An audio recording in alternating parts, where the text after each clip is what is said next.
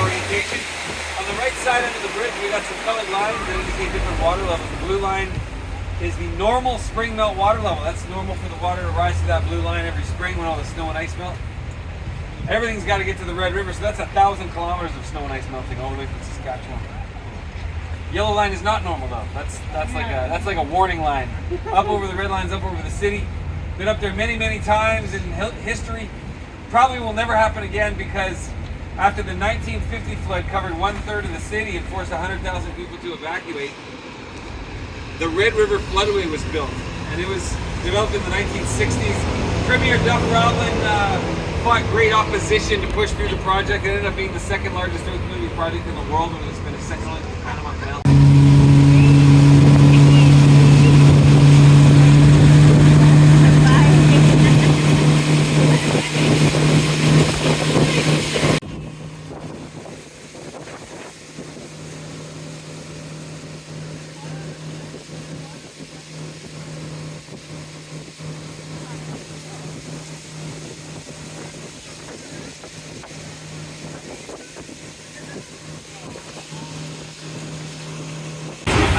Stones come from rock quarries an hour north of the city, full of ornamentation. There are fossils. They're like 450 billion-year-old fossils. Because all that limestone that makes up this building formed under the massive glacier.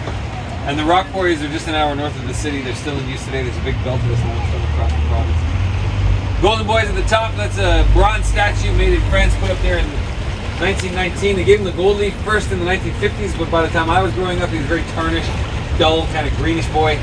I thought he was this big my whole life until they pulled him down in the early 2000s. We learned he's 5.25 meters to the top of the torch that he's holding up there. 17.5 feet tall. But more important is the statue at the top of the steps. Louis Riel, the leader of the Métis Nation and leader of the Red River Resistance.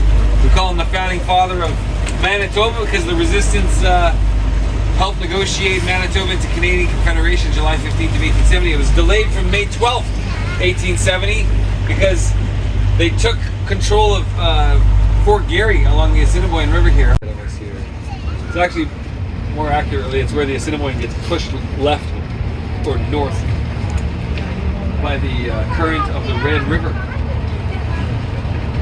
which comes from the United States. The Red River forms at the confluence of the Bois-de-Sioux and Otter Tail rivers along the Minnesota-North Dakota border. It flows 880 kilometers up the lake.